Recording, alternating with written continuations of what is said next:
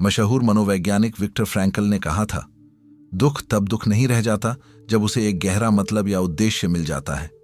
जिस इंसान के पास जीने की एक वजह होती है, वह लगभग किसी भी परिस्थिति को सहन कर सकता है। कल्पना करो, तुम एक ठंडी अंधेरी रात में अपनी कार चला रहे हो। बगल की सीट पर वो इंसान बैठा है जिसके लिए तुम पूरी दुनिया से लड़ गए।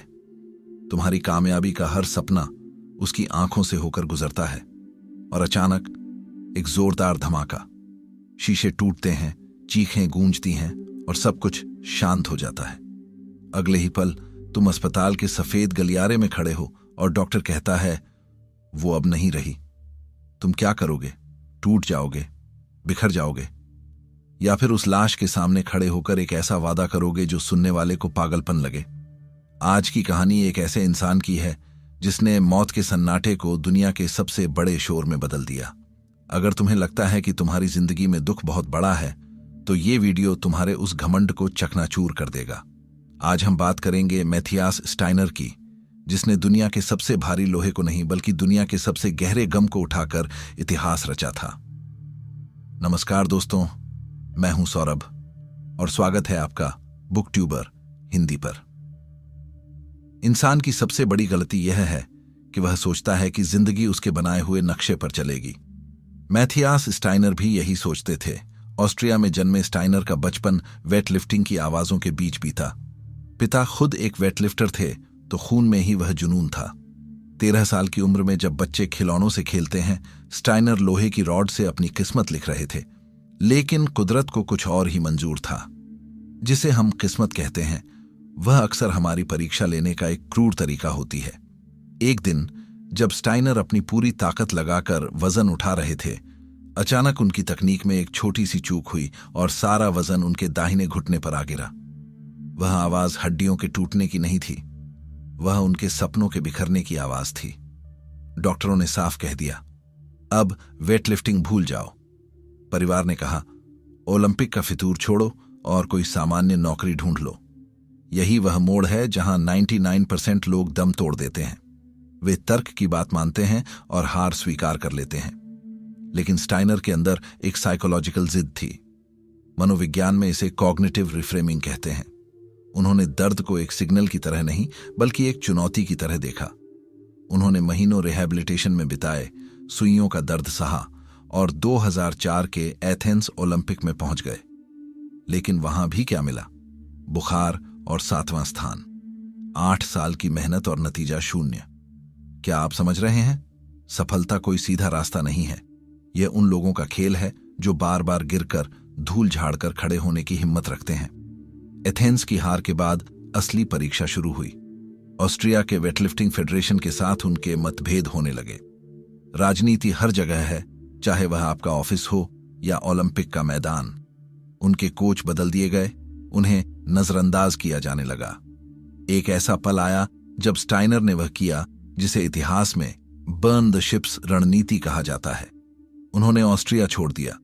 वह जर्मनी आ गए। सोचिए, एक अनजान देश, कोई नागरिकता नहीं, कोई सरकारी सपोर्ट नहीं, और 2 साल तक किसी अंतर्राष्ट्रीय प्रतियोगिता में हिस्सा लेने पर पाबंदी। यह उनके जीवन का सबसे कठिन समय था। न पैसा न पहचान, लेकिन इसी अंधेरे में उन्हें एक रोशनी मिली। सुजैन उनकी पत्नी बनी, उनकी ताकत बनी। वो लड़की जिसने एक हारे हुए एथलीट में एक चैंपियन देखा। 2008 का बीजिंग ओलंपिक करीब था। स्टाइनर को जर्मनी की नागरिकता मिल चुकी थी। वह और सुजैन एक उज्जवल भविष्य के सपने देख रहे थे। सुसान अपनी पीएचडी पूरी कर रही थी, स्टाइनर अपनी ट्रेनिंग। सब कुछ ट्रैक पर था। लेकिन फिर वह काली रात आई।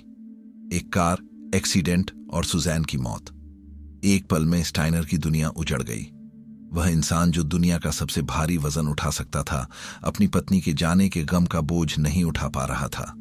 अस्पताल के उन आखिरी पलों में सुजैन ने एक वादा मांगा था, तुम ओलंपिक में गोल्ड जरूर जीतोगे। एक इंसान जो पहले ही दुनिया से लड़ रहा था, उसका सबसे बड़ा सहारा छीन लिया गया। साइकोलॉजी में इसे कोर बिलीफ शैटरिंग कहते हैं। जब आपकी दुनिया का केंद्र ही खत्म हो जाए तो दिमाग या तो कोमा में चला जाता है या फिर एक ऐसी ताकत पैदा करता है जो कुदरत के नियमों के खिलाफ हो। स्टाइनर महीनों तक कमरे में बंद रहा। वो रोया, वो चिल्लाया, लेकिन फिर उसे याद आया वो वादा। वह सिर्फ एक वादा नहीं था, वह एक पवित्र कॉन्ट्रैक्ट बन गया। यहां से स्टाइनर का ट्रांसफॉर्मेशन शुरू हुआ। वह अब सिर्फ एक एथलीट नहीं थे, वह एक मिशन बन चुके थे। मनोविज्ञान में एक शब्द है पोस्ट ट्रॉमेटिक ग्रोथ। लोग अक्सर सदमे के बाद टूट जाते हैं, लेकिन कुछ लोग उस सदमे का इस्तेमाल खुद को फिर से गढ़ने में करते हैं। स्टाइनर ने अपने दुख को ईंधन बना लिया। उन्होंने जिम को अपना मंदिर और लोहे को अपना साथी बना लिया। उनके हर आंसू की बूंद पसीने में बदलकर उस बारबेल पर गिरती थी। अक्सर हमें सिखाया जाता है कि इमोशंस हमें कमजोर बनाते हैं, हमें पत्थर बनने की सलाह दी जाती है। लेकिन स्टाइनर ने साबित किया कि अगर इमोशंस को सही दिशा दी जाए तो वे परमाणु ऊर्जा से भी ज्यादा शक्तिशाली हो सकते हैं। जब वह बीजिंग ओलंपिक के मंच पर खड़े थे तो उनके सामने सिर्फ लोहे के प्लेट्स नहीं थे, उनके सामने सुजैन का वह वादा था। फाइनल के दिन स्थिति बहुत खराब थी। रूसी वेटलिफ्टर ने 250 किलो उठाकर कुल 460 किलो का स्कोर बना लिया था। स्टाइनर को जीतने के लिए 258 किलो उठाना था। यह वह वजन था जो उन्होंने अपनी जिंदगी में कभी नहीं उठाया था। वैज्ञानिक रूप से यह लगभग असंभव था, लेकिन यहां काम आता है फ्लो स्टेट का सिद्धांत। स्टाइनर कहते हैं कि उस दिन उन्हें किसी और की चिंता नहीं थी। उन्हें भीड़ की आवाज सुनाई नहीं दे रही थी, उन्हें बस वह लक्ष्य दिख रहा था। जैसे ही उसने रॉड को पकड़ा, पूरा स्टेडियम शांत हो गया। उसने वजन उठाया, उसके घुटने कांप रहे थे, उसकी नसें फटने वाली थीं। लेकिन उस पल में वो अकेला नहीं था। उसे लगा जैसे सुजैन ने पीछे से आकर उसके हाथों को सहारा दिया है। इसे स्पोर्ट्स साइकोलॉजी में द जोन कहते हैं।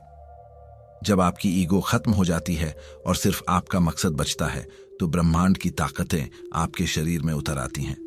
उसने वजन ऊपर उठाया, 3 सफेद लाइटें। दुनिया ने एक चमत्कार देखा। एक इंसान ने अपनी सीमाओं को तोड़ दिया था। गोल्ड मेडल उसका था। स्टाइनर घुटनों के बल गिर पड़ा और फूट फूट कर रोने लगा। वो जीत की खुशी में नहीं रो रहा था, वो उस वादे को पूरा करने के बोझ से मुक्त होने की खुशी में रो रहा था। जब वह पोडियम पर खड़े हुए तो उनके एक हाथ में गोल्ड मेडल था और दूसरे हाथ में सुजैन की फोटो। वह दृश्य आज भी ओलंपिक इतिहास के सबसे भावुक दृश्यों में से एक है। उन्होंने साबित कर दिया कि एक चैंपियन वह नहीं है जिसके पास सबसे अच्छी परिस्थितियां होती हैं, बल्कि वह है जिसके पास सबसे मजबूत कारण होता है। उन्होंने उस गम को, उस अकेलेपन को, उस राजनीति को अपनी ताकत में बदल दिया। दोस्तों, अगर आप भी अपनी लाइफ में किसी असंभव वजन के नीचे दबे हैं, तो मैथियास स्टाइनर के जीवन से ये 4 लेसन्स आपके लिए गेम चेंजर साबित होंगे। Number 1, convert the emotional energy. मनोविज्ञान कहता है कि इमोशंस ऊर्जा हैं। अगर आप उदास हैं तो वह ऊर्जा शरीर के अंदर कैद है। स्टाइनर ने उस ऊर्जा को वेट लिफ्टिंग और जिम में बहाया। इसे सब्लिमेशन कहते हैं। अपनी नकारात्मक भावनाओं को रचनात्मक कार्यों में लगाना। अगली बार जब आपका दिल टूटे या कोई आपका अपमान करे, तो रोने के बजाय उस गुस्से को अपने काम में झोंक दें। अपनी सफलता से उन्हें जवाब दें, अपनी बातों से नहीं। Number 2, mental rehearsal and visualisation. Steiner कहते थे कि उन्होंने उस 258 किलो की लिफ्ट को अपने दिमाग में हजारों बार उठाया था।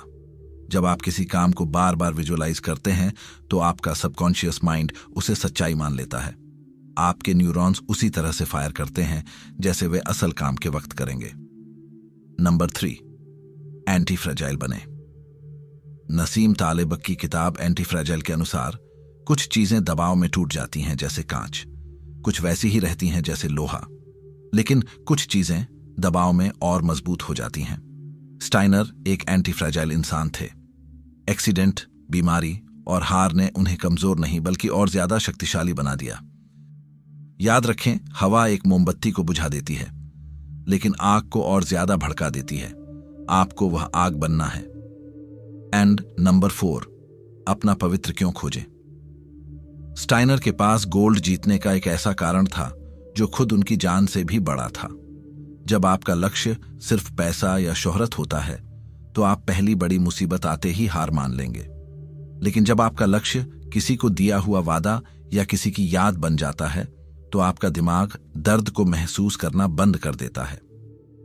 मैथियास स्टाइनर की कहानी हमें सिखाती है कि भाग्य आपके प्लान के हिसाब से नहीं चलता। जिंदगी आपको पटक देगी, आपकी सबसे प्यारी चीज छीन लेगी और आपको अकेले बीच राह में छोड़ देगी। लेकिन वही मोड़ यह तय करेगा कि आप एक विक्टिम बनकर मरेंगे या एक चैंपियन बनकर उभरेंगे। अगर आज आप टूटे हुए महसूस कर रहे हैं तो याद रखिए, कोयला भी दबाव में ही हीरा बनता है। आपके इमोशंस आपकी कमजोरी नहीं हैं, वे आपकी सबसे बड़ी सुपर पावर हैं। बस उन्हें सही दिशा देने की हिम्मत जुटाइए। क्या आप तैयार हैं अपनी जंजीरों को तोड़ने के लिए? नीचे कमेंट बॉक्स में लिखें आई एम रेडी, या अपना वह एक वादा साझा करें जिसे आप हर हाल में पूरा करेंगे। याद रखिए, एक चैंपियन वो होता है जो अपने बिखरे हुए टुकड़ों को जोड़कर एक ऐसी ढाल बनाता है जिसे दुनिया की कोई ताकत नहीं तोड़ सकती। बहुत बहुत धन्यवाद।